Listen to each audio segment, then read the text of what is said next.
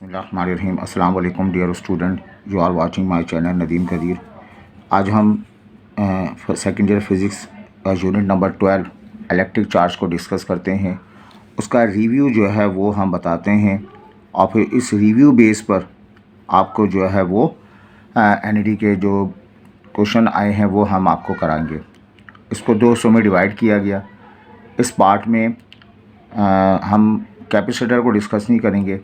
Capacitor के लिए पूरा एक अलग से जो है वो रिज़ल्ट बनाएंगे, आपको रिव्यू बनाकर फिर उसके क्वेश्चंस कराएंगे। चंद बातें हैं, देख लीजिएगा।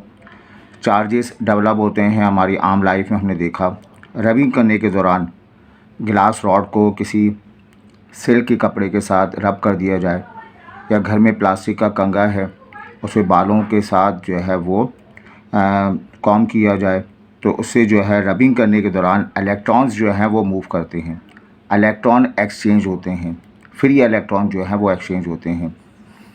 अगर फ्री इलेक्ट्रॉन एक्सचेंज हो रहे हों और फ्री इलेक्ट्रॉन एक रबिंग करने के दौरान, कंगा करने के दौरान अगर फ्री इलेक्ट्रॉन एक्सिस में जो है जमा हो जाएं किसी एक जगह पर, तो वो पार्टिकल, वो ऑब्जेक्ट नेगेटिवली चार्ज हो जाता है।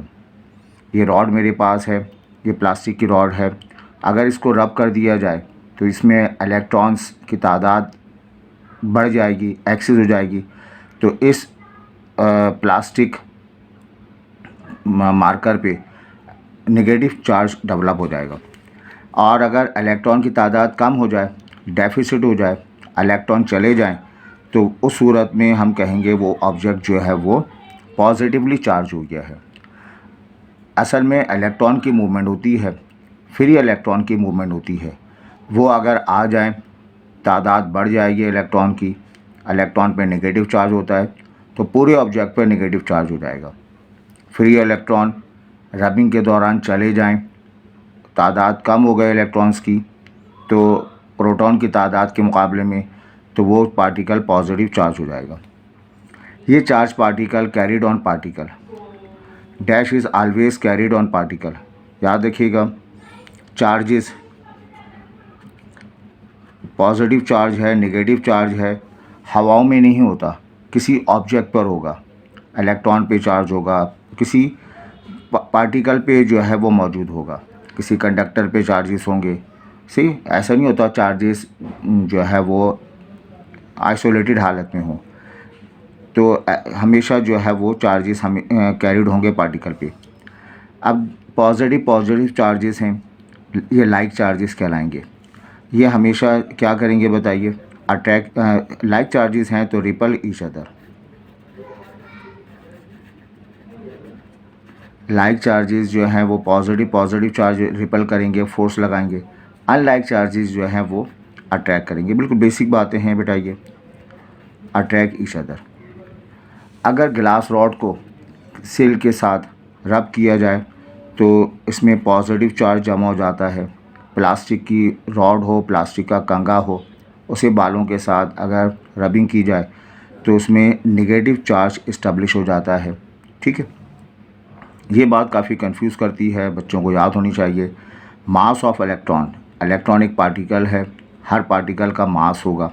इलेक्ट्रॉन प्रोटॉन दोनों पार्टिकल हैं, इनकी मास की वैल्यू 9.1 × 10⁻³ kg होता है।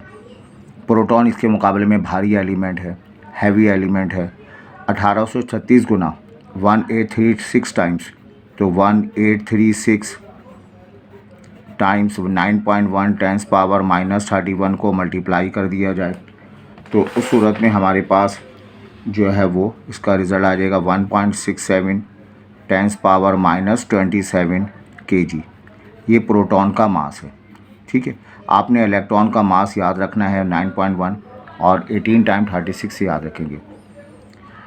इलेक्ट्रॉन पे जो चार्ज होगा, प्रोटॉन पे चार्ज होगा, दोनों के चार्ज की वैल्यू बराबर होती है। अब वो चार्ज जो है 1.6 × 10⁻⁻19 कूलम के बराबर है। इलेक्ट्रॉन पे पॉजिटिव चार्ज है, तो उसका मतलब 1.6 × 10⁻⁻19 कूलम है। प्रोटॉन पे पॉजिटिव चार्ज है, 1.6 × 10⁻⁻19 कूलम है। लेकिन इन दोनों में मासेस के लिहाज से कंपेयर करें तो ये एक बहुत बड़ा 2000 टाइम्स 1836 टाइम्स ग्रेटर होता है। ये जो हमारे पास चार्जेस जमा होते हैं ये क्वांटाइज होते हैं, इनकी तादाद NE के बराबर होता है। चार्जेस का मतलब है किसी मुल्क से पाकिस्तान बना तो बहुत सारी तादाद महाजिरों की पाकिस्तान से इंडिया से माइग्रेट करके यहाँ पर आ गए। तो माइग्रेट करके यहाँ पर आ गए, यहाँ मौजूदा पाकिस्तान की पॉपुलेशन बढ़ गई। तो माइग्रेशन, इंसानों का माइग्रेशन हो या इलेक्ट्रॉन का माइग्रेशन हो, तभी जो है वो दोनों अमल को हम क्या कहते हैं, क्वांटाइज का नाम देते हैं। तो यहाँ पे Q जो है क्वांटाइज होगा, यहाँ एक तादाद इलेक्ट्रॉन की मूव करेगी, या तो चली जाएगी या आ जाएगी, उसको हम क्वांटाइज कहेंगे Q = NE। बड़ी इंटरेस्टिंग बात है ये, इस बात का ख्याल रखिएगा आप। बेटा देखिए, हमने कहा एक इलेक्ट्रॉन पे चार्ज जो है 1.6 × 10⁻⁻19 कूलम के इक्वल होती है, और हमने कहा चार्जेस जो है क्वांटाइज होते हैं, NE के बराबर होता है। अगर मैं कहूँ जो है वो 3.2 × 10⁻⁻19 कूलम, और मैं कहूँ 8 × 10⁻80 8 कह लें, चलें 8, यह आ गया आपके पास 1.6 × 5, 8 × 10⁻⁻19 कूलम, 4.2 × 10⁻⁻19 कूलम, 7.3 × 10⁻⁻19 कूलम। तो कौन सी बात सही है? 1.6 को 2 से मल्टीप्लाई करेंगे 3.2 होगा, तो ये तो चार्ज पॉसिबल है।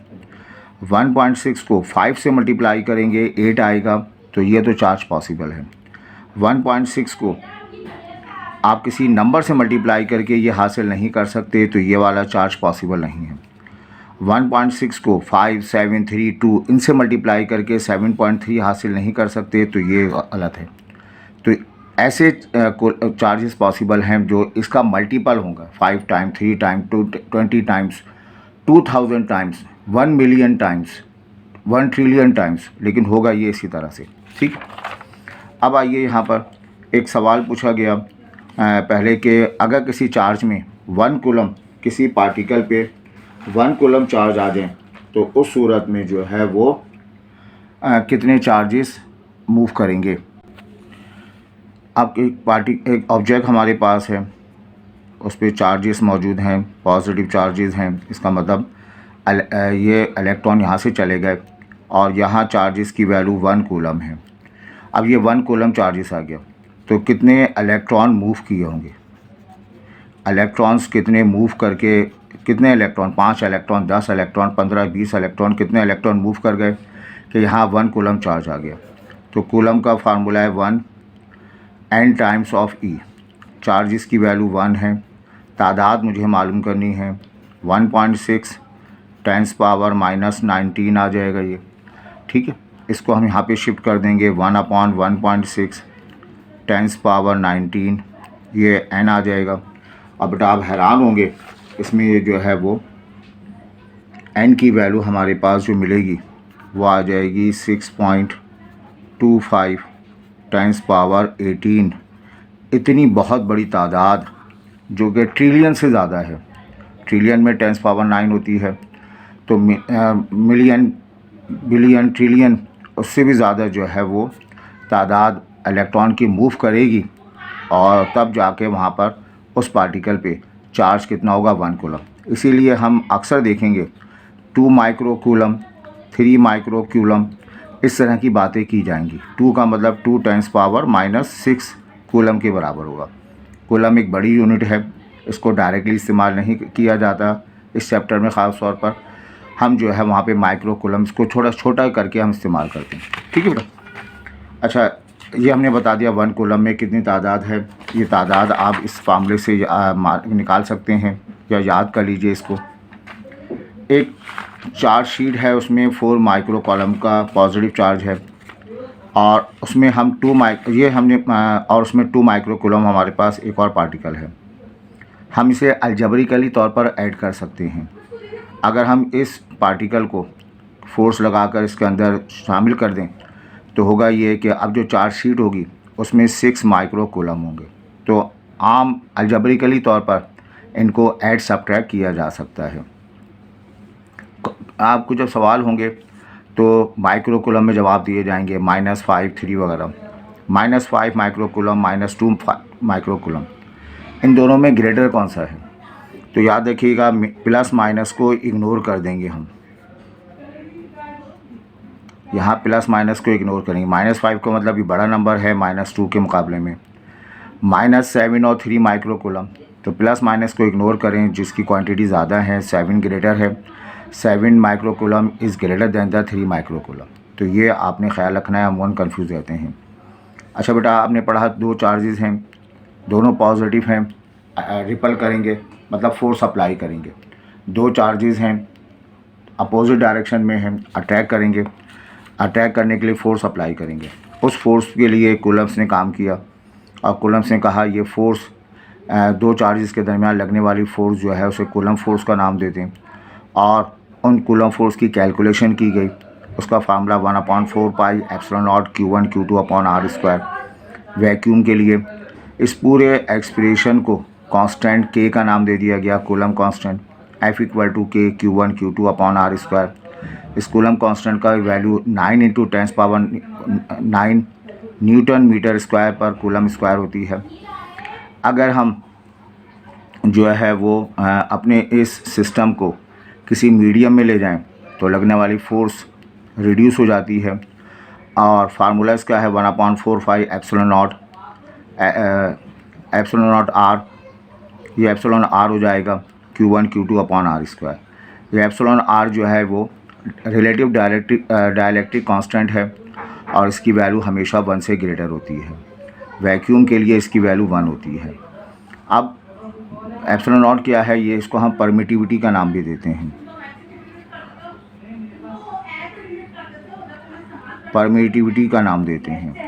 ये परमिटिव मीडियम की परमिटी है, या अलाउ करती है कितने जो है वो इलेक्ट्रिक लाइंस या फोर्सेस जो है उसमें से पास हो सकती हैं।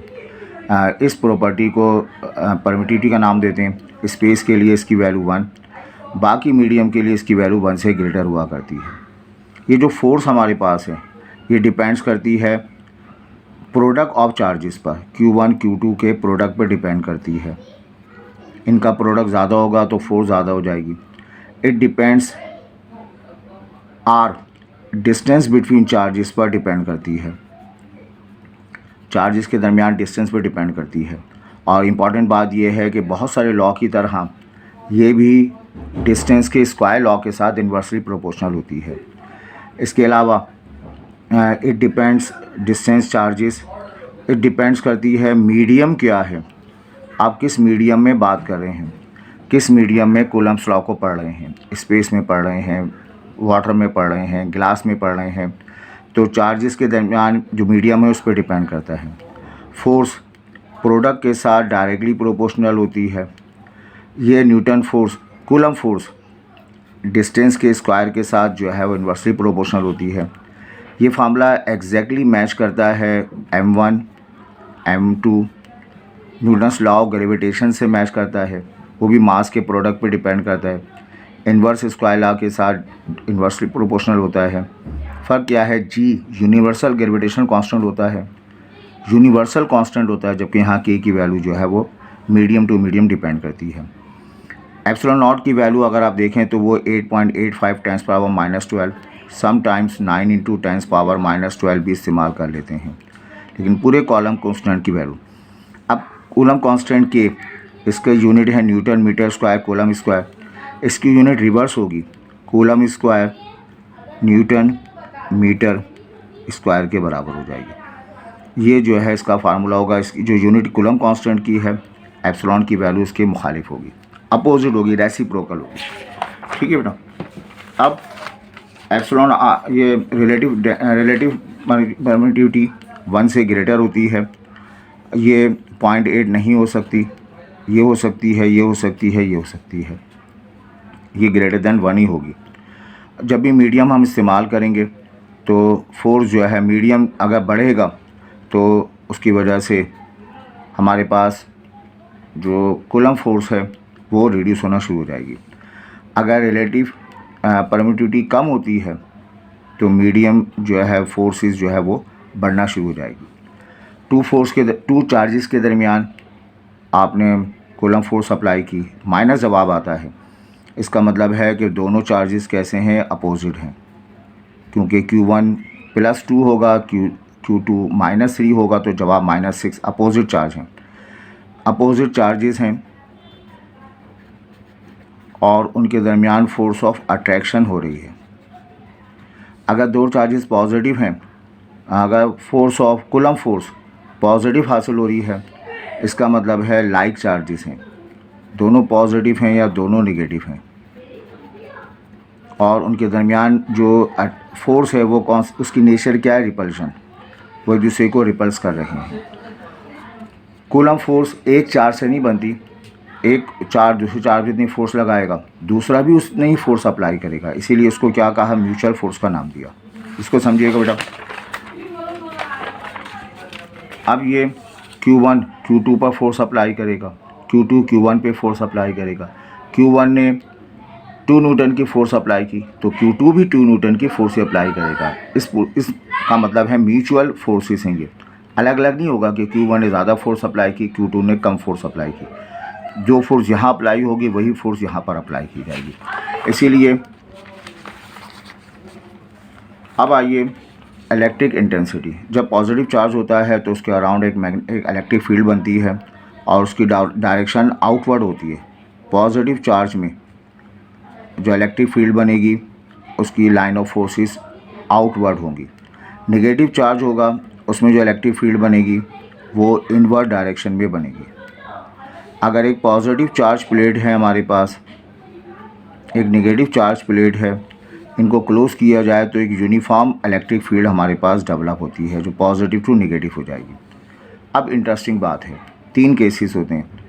ये सोर्स चार्ज है, किसी पॉइंट पर जो है वो इसके अराउंड इलेक्ट्रिक फील्ड बनेगी, किसी पॉइंट पर कितनी इंटेंसिटी होगी उसको E से शो करते हैं। उस इंटेंसिटी का फार्मूला K Q/R² हो जाएगा। K तो कूलम कांस्टेंट है, Q सोर्स चार्ज का है और R का मतलब है कितना डिस्टेंस हो जाएगा ड्यू टू सोर्स चार्ज। ये हमारे पास सोर्स चार्ज है, इसके अराउंड इलेक्ट्रिक फील्ड है। एक टेस्ट चार्ज Q0 लेकर आए हम और उसको एक पॉइंट पर रखा। अब इस पॉइंट पर या तो ये इसको अट्रैक्ट करेगा या रिपल करेगा, फोर्स अप्लाई करेगा। तो टेस्ट चार्ज पर लगने वाली फोर्स को हम इलेक्ट्रिक इंटेंसिटी का नाम देते हैं, force acting on a test charge. तो टेस्ट चार्ज की मदद से हो तो उस वक्त फार्मूला है E = F/Q0 सही। और अगर हमारे पास प्लेट्स मौजूद हों पॉजिटिव नेगेटिव, तो ये पॉजिटिव टू नेगेटिव हमारे पास जो है इलेक्ट्रिक फील्ड बन रही है, वहाँ पोटेंशियल ग्रेडियंट इस्तेमाल करेंगे, इन प्लेट्स के दरमियान पोटेंशियल डिफरेंस और इनके दरमियान डिस्टेंस। इस फार्मूले की मदद से हम जो है वो इलेक्ट्रिक फील्ड इंटेंसिटी कैलकुलेट करेंगे। अच्छा बेटा देखें, इसकी एप्लीकेशन करते हैं। एक सवाल है, इंटेंसिटी मालूम करना है और if charge 2.4 micro experience of force. ये एक चार्ज पार्टिकल है जो फोर्स एक्सपीरियंस कर रहा है। कितनी फोर्स एक्सपीरियंस कर रहा है, 72 मिली न्यूटन। और जो चार्ज पार्टिकल है उसको हम टेस्ट चार्ज का नाम दे देते हैं 2.4 माइक्रो कूलम। अब कहा जा रहा है इंटेंसिटी। बाय डेफिनेशन इंटेंसिटी क्या है, फोर्स पर यूनिट चार्ज है और फोर्स की वैल्यू है 72 multiplied by 10⁻³ divided by charge की वैल्यू है 2.4 10⁻⁻6। तो बेटा इसको आप डिवाइड कर देंगे तो रिज़ल्ट आएगा 3.33। अब फोर्स का मतलब न्यूटन, चार्ज का मतलब कूलम, तो इसका जवाब मिलेगा आपको 3.33 जो है न्यूटन पर कूलम के बराबर हासिल हो जाएगा। बेटा देख लीजिएगा, इंटू 10⁻⁻5, 3.3 × 10⁻⁻5। अब आइए यहाँ पर ये सोर्स चार्ज है 4 माइक्रो कूलम का, 2 सेंटीमीटर पर इसकी इंटेंसिटी क्या होगी। तो इंटेंसिटी मालूम करना है पॉइंट ए पर, because of the source charge तो इसका फार्मूला के क्यू अपॉन आर स्क्वायर हो जाएगा। के न्यूटन्स कूलम कांस्टेंट है 10⁻⁹। सोर्स चार्ज की वैल्यू है 4 × 10⁻⁻6 divided by R square 2 centimetre है, मीटर बनाना हो 100 से डिवाइड कर दें या 10⁻⁻2 ले लें इसका स्क्वायर। इसको आप सिंप्लीफाई करेंगे तो इंटेंसिटी की वैल्यू आपको मिल जाएगी 9 × 10⁻⁷, ये इसका रिज़ल्ट मिलेगा और ये है न्यूटन पर कूलम हो जाएगा। इस क्वेश्चन में एक हमारे पास कैपेसिटर ले लें, उस पर 2 पॉजिटिव चार्ज हैं, 4 सेंटीमीटर अपार्ट है, 20 वोल्ट दिया गया। तो इसके इनसाइड ई हमेशा high potential to lower potential जाता है। यहाँ 20 वोल्ट है, यहाँ 20 वोल्ट से स्टार्ट होगा, यहाँ 0 वोल्ट में इमेजिन कर लें। तो 20 से पॉजिटिव टर्मिनल से नेगेटिव टर्मिनल, हाई पोटेंशियल से लो टर्मिनल, पॉजिटिव प्लेट पर हमेशा हाई पोटेंशियल, पॉजिटिव प्लेट है तो ये हाई पोटेंशियल है। तो अब देखें यहाँ इसका फार्मूला -ΔV/ΔR होगा, ठीक है। ये रहेगा माइनस ΔV का मतलब डिफरेंस कितना है, डिफरेंस बिटवीन पोटेंशियल, यहाँ हम 0 मान लेते हैं, यहाँ 20। तो पोटेंशियल डिफरेंस दिया हुआ है, पोटेंशियल डिफरेंस हमें दिया हुआ है 20 के बराबर। ΔR का मतलब डिस्टेंस है 4 सेंटीमीटर, 4 10⁻⁻2। तो बेटा इसका जवाब हमें मिल जाएगा 500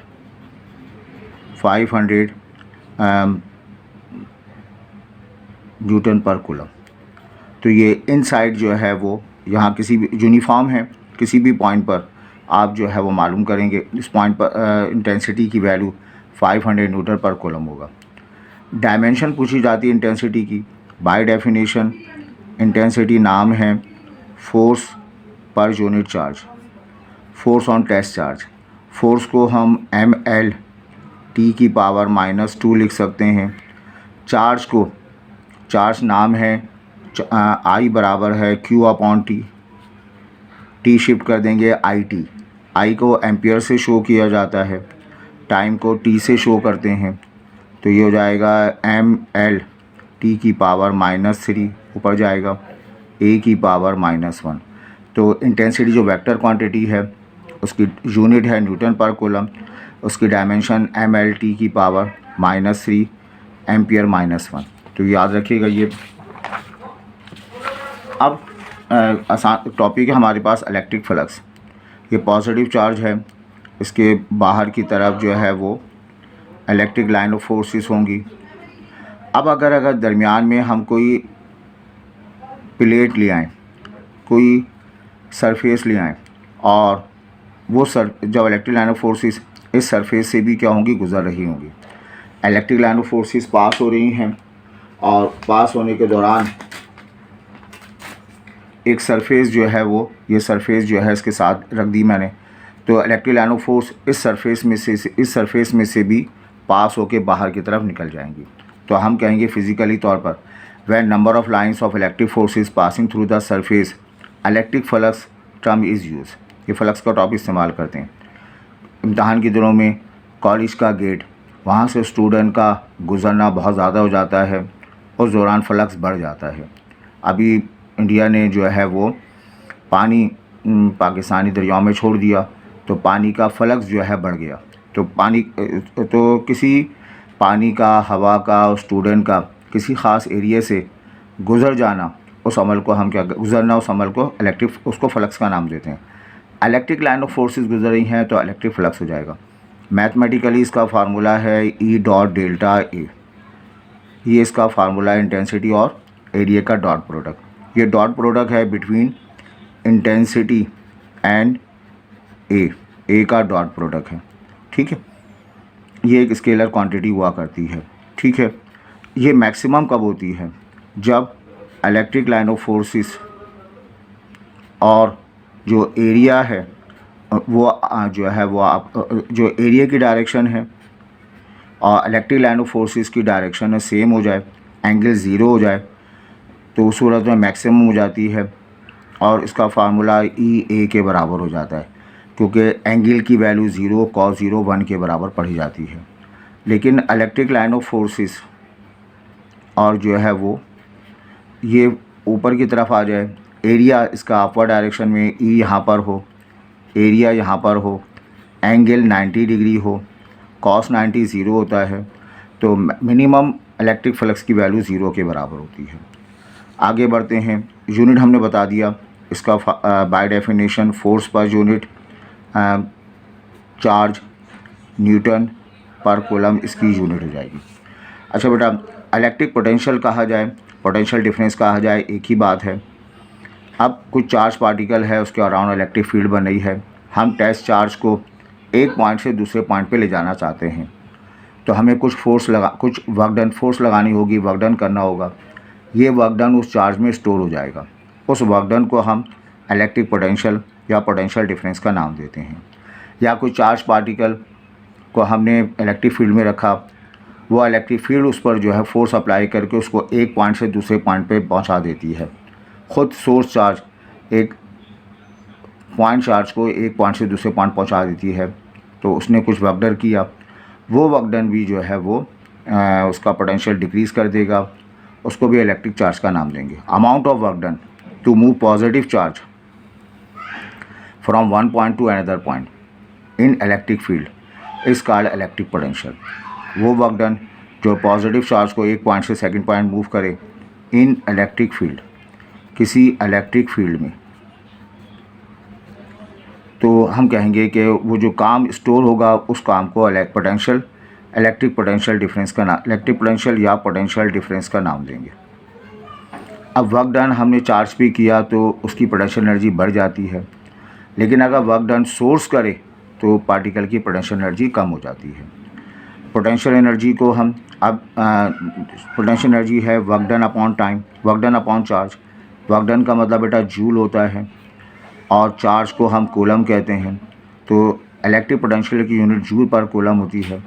इसको वोल्ट से भी शो किया जाता है, ठीक है। और अभी हम इसकी डायमेंशन की बात करते हैं।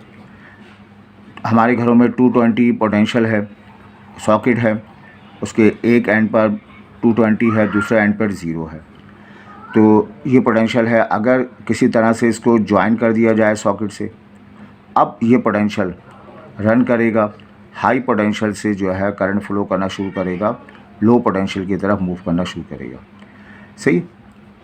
अब अगर किसी पॉइंट्स पर ये सोर्स चार्ज है, उसके अराउंड एक इलेक्ट्रिक फील्ड बन रही है, और इस पॉइंट पर हमने क्या मालूम किया था, उसका इलेक्ट्रिक इंटेंसिटी मालूम की थी।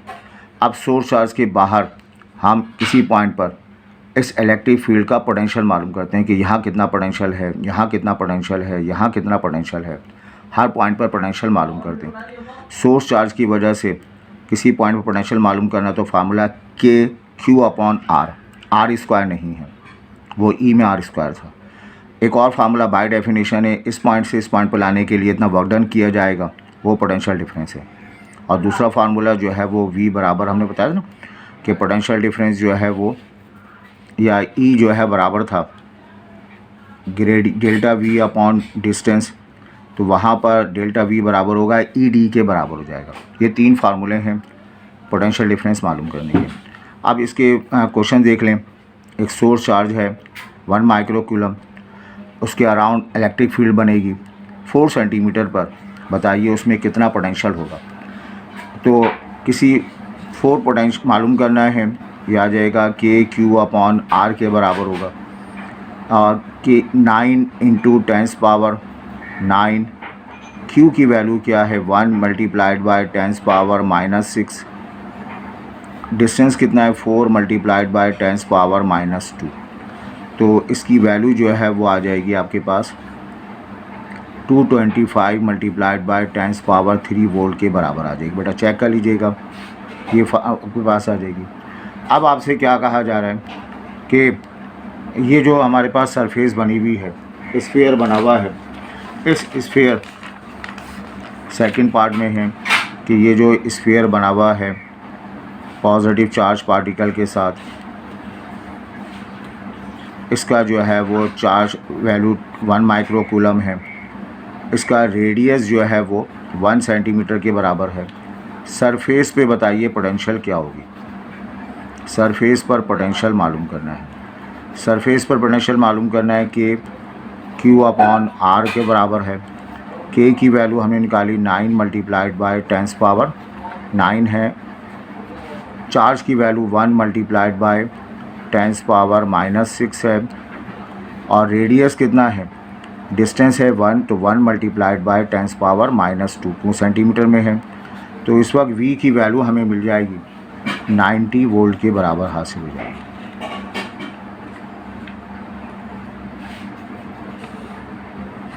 V की वैल्यू जो मिली हमें वो हमने सेम मालूम की।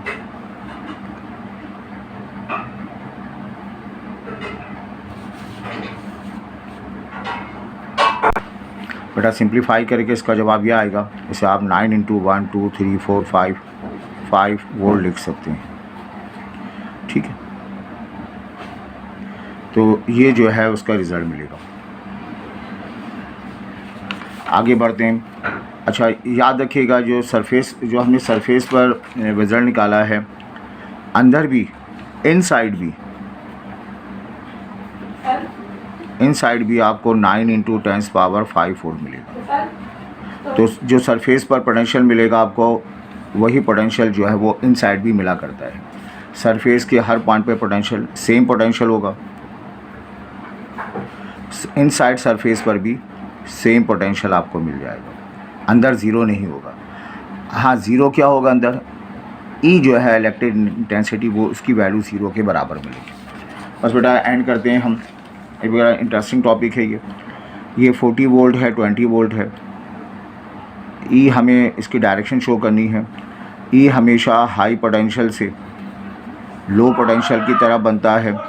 ये हाई है, ये लो है, तो 40 हाई है, लो है, तो 40 से लो पोटेंशियल की तरफ इलेक्ट्रिक फील्ड इंटेंसिटी बनती है।